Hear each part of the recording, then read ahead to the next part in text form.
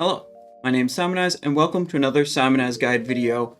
With Phase 3 and Trial of the Crusader raid coming soon, it's time to look at the best in-slot raiding gear for your rogue that'll be available in that raid. The gear for both Assassination and Combat is very similar, but in this video we'll be focusing on gear for the Assassination rogue. Here we're looking at an Alliance character with Alliance item names. All of these items will have a different name if you're playing on Horde, but they're essentially the same item. If you want to see a gear list with the Horde item names, you can see that linked in the video description. And let's start off with talking about the tier armor. You'll be using 4 pieces of the tier armor, and actually 3 out of those 5 possible pieces are actually just the best individual piece available in that slot, not even regarding the set bonuses. That's the helmet, the gloves, and the shoulders. The tier armor 258 item level version is just the best item you can equip in the slot. For the chest and legs, there are alternatives that are a little bit better than the tier piece, but it's worth using the chest to activate the powerful 4-piece bonus of the tier set. The main bonus we're after with the tier set is the 4-set bonus, increasing the critical strike chance of our Mutilate by 5%. That's nothing super duper amazing, it's just a pretty good bonus. You might be curious about the 2-piece bonus to Rupture, and if this is good enough that it means we're going to start casting Rupture.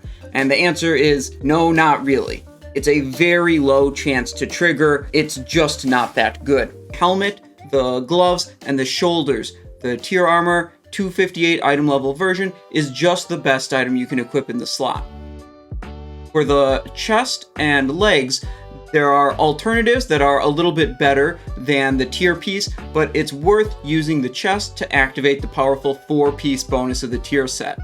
The legs will be our non-tier item, and we want the leggings of the Broken Beast. These have a lot of great stats on them, 3 sockets, very good piece. The alternative in the chest slot is the Cuirass of Calamitous Fate, and it is a little bit better than the Breastplate of Triumph. You may find yourself using this as you're gearing up, or before you have the leggings of the Broken Beast. Aside from the tier armor, we have a lot of other slots of items that we're going to want to equip. Starting off with the necklace, we have the Charge of the Demon Lord. This one is actually a kind of medium to small upgrade compared to our second best option, which is the Pendulum of Infinity that comes from hard mode General Vezax in the previous raid, Ulduar. For the cloaks, we have Virissa's Dexterity.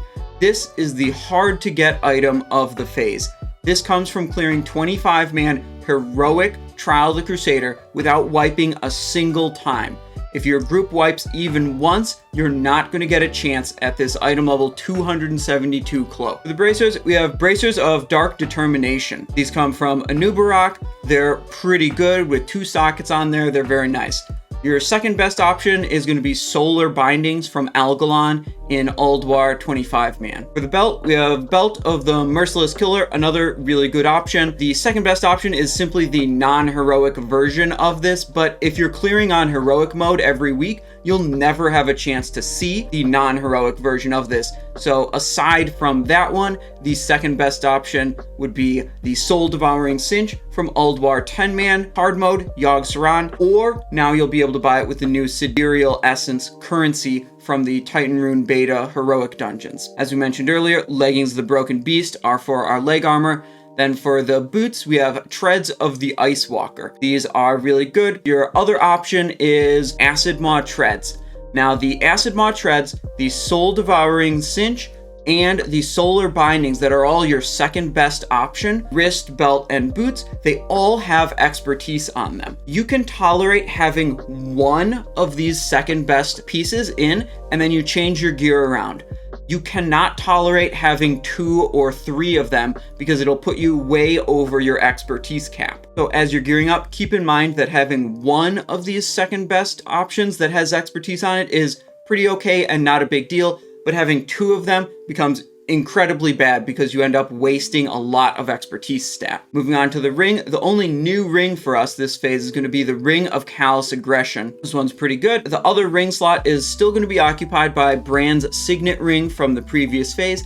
This comes from the reply code Alpha quest item that drops from Algalon in 25-man Ulduar. Likewise, one of our 2 trinkets is going to come from Ulduar 25-man Algalon as well. The Comet's Trail remains one of our top 2 trinkets, narrowly edged out by Death's Verdict. Death's Verdict comes from the Twin Valkyr boss in 25-man and is a very strong trinket for rogues. However, realistically, this is an item that's probably going to be prioritized to other classes that just have a bigger benefit from increasing their main stat than rogues do. Finally, we come to the weapons. Just like last phase, we have equal item level options of both fast and slow daggers as the highest item level available. So when you have equal item level of fast and slow daggers, you pick 2 fast ones. So we're going to want 2 steel blade breakers on an assassination rogue here. And then the range slot is the BRK 1000. Like it is with most phases,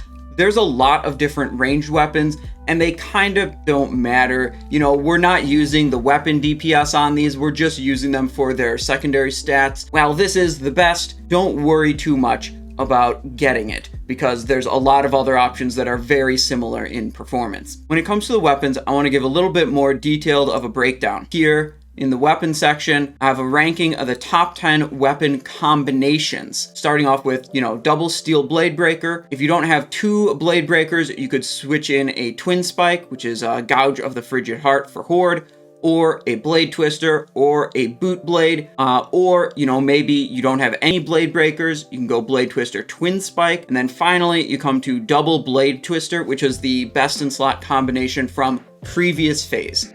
Now, some of these best in slot items are a big deal to get compared to your second best option, others are not so much. We talked about that a little bit when we were going over the full gear list, but this is a more detailed approach. Here, I've taken every best in slot item on the left and then looked at what is the second best option if you did not have this exact item and how much DPS do you lose. And you can see that some of these items, like the helmet, are a pretty big deal to have the best item, whereas other ones like the necklace is kind of medium, the bracer and maybe belt are very minor things to get. So this can help you prioritize which gear pieces you want to ensure you're getting. Scrolling down to the bottom of the chart, we can see the trinkets more clearly, the Death's Verdict down to Dark Matter, or Comet's Trail down to Dark Matter. These are pretty substantial, but like I said before, you're probably going to end up with Comet's Trail, Dark Matter,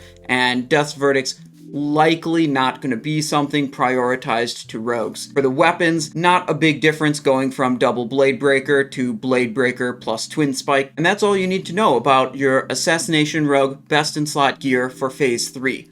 If you want to look at these gear sets, there's links to 80 upgrades in the description, and that nice comparison chart of second best in slot is available on my Discord, also linked in the video description. Thank you for watching and have a great day.